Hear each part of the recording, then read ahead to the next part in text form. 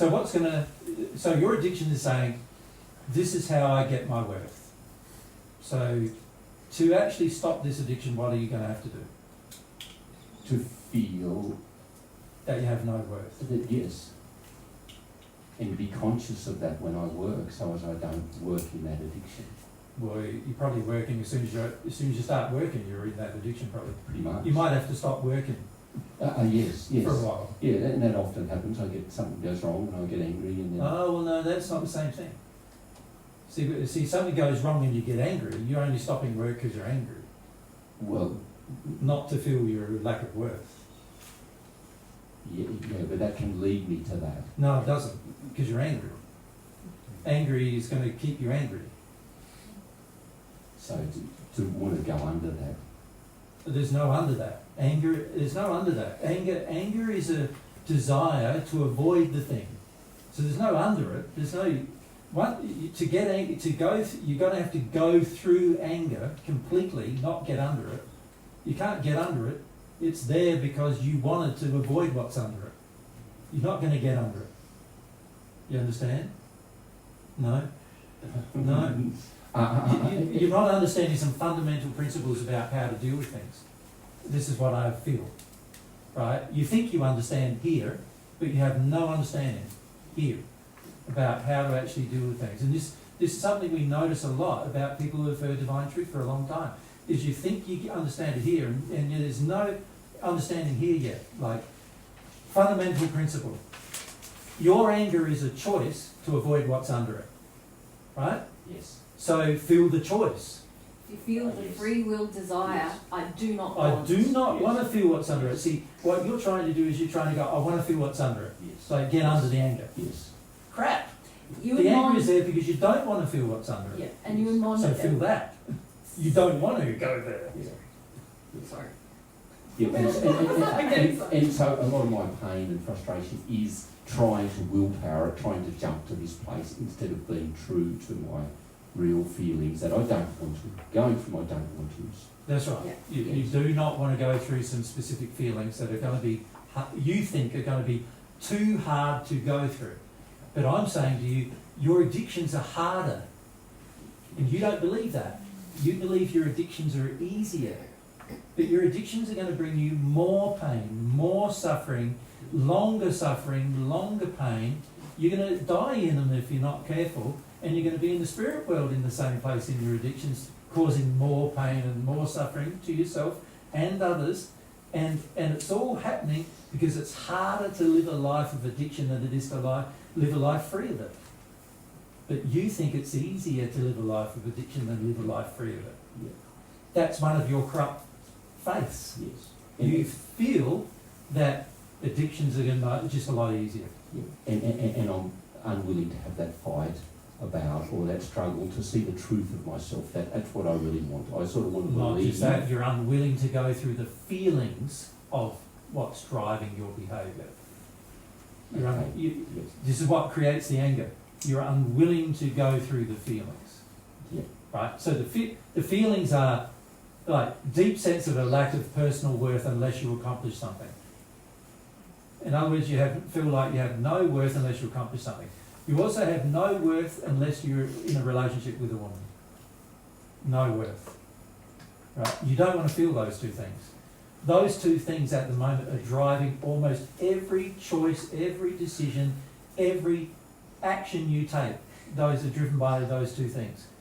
It's so uneconomical because every single action taken and every decision made driven by those two things is just causing you more pain and suffering in the longer run, and it will cause a longer run than a shorter one, by the way, because you keep engaging the addiction, believing the addiction is going to satisfy the sad emotion. It's just going to cause more pain and suffering, the addiction. It's harder to live in addiction than it is to live without them. But the average person doesn't believe that. They believe it's easier. But it's harder. It's harder because it's going to end up longer, harder, more difficult, more pain, more suffering, more rage, more resistance, and also no relationship with God. It's going to be harder. Makes sense, Paul? And that's something we talked about in 2019, wasn't it? About measuring the pain. A lot of us don't measure the pain. We're just in a frenzy of I need the addiction, but we're not actually measuring how much pain living in this. It's very cyclical, and it's just accruing more. Yeah, so we've seen you in the time we've known you. You've engaged 2 or 3 relationships. Every single one of them is with the same type of woman. It causes you the same type of pain. And in the end, you're not satisfied. You never are satisfied in the relationship. And yet you keep going back to the same kind of woman and getting the same kind of pain every single time. And well, I've seen you do that for 15 years. Right? Now, that's not going to continue. It's not going to change unless you see that meeting your addiction is causing you pain. At the moment, you think it's causing you pleasure. And you think it's hard to give it up. It's not hard to give it up. It's harder to do it and bear the consequence of doing it. It's a lot harder. You end up, like, honestly, Paul, you could actually be with your soulmate by now if you had followed God's way 15 years ago. You know, generally, if a person is very, very sincere, they usually can reach a 4th or 5th sphere condition in 15 years, if they're very sincere.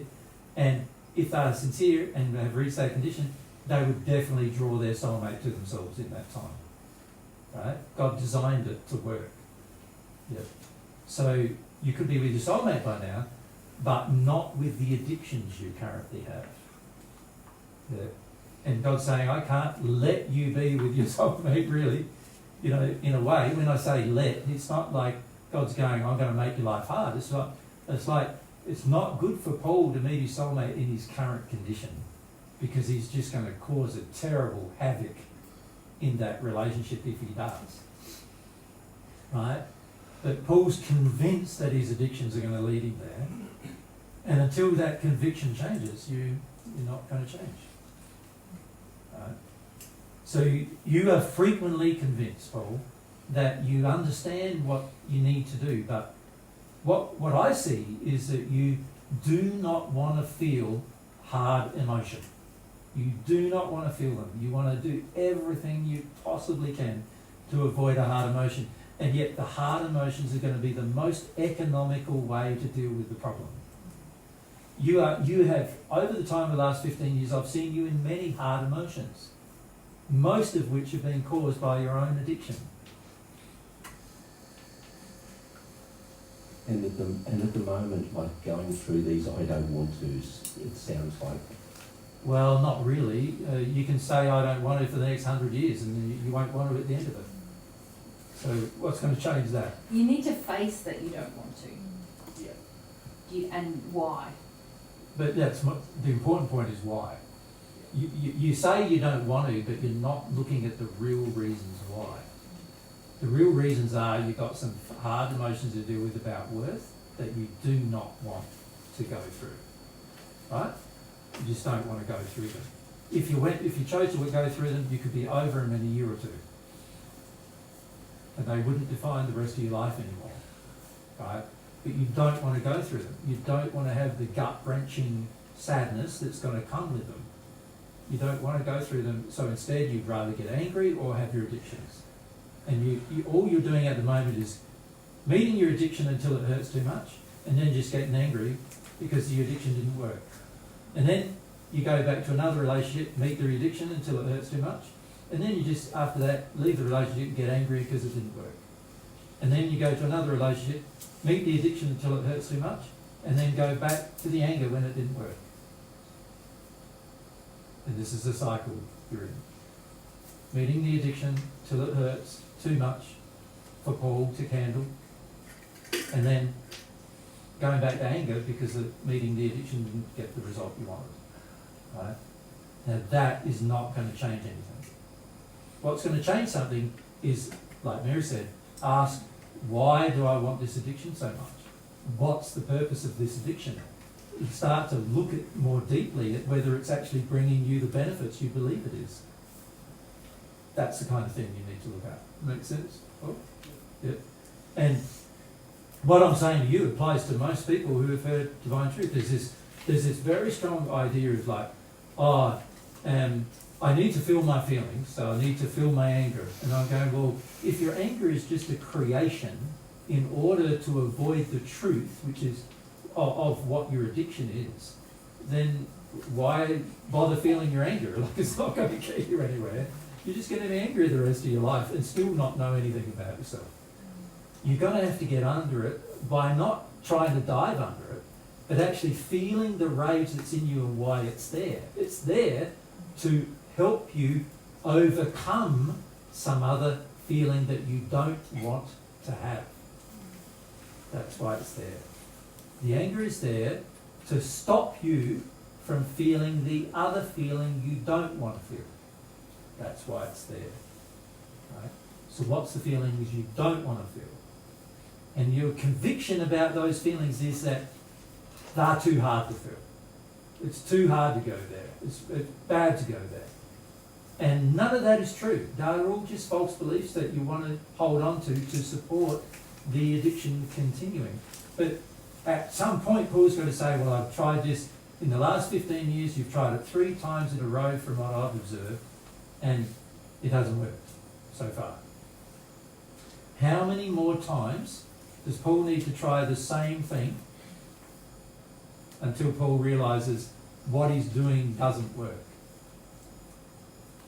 That's the weird question, isn't it? Because you could do it another 20 times. Or this could be your last time, and you start looking at what is the reason for the rage and the reason for the addiction. Because the reason for the rage is the same reason for the addiction.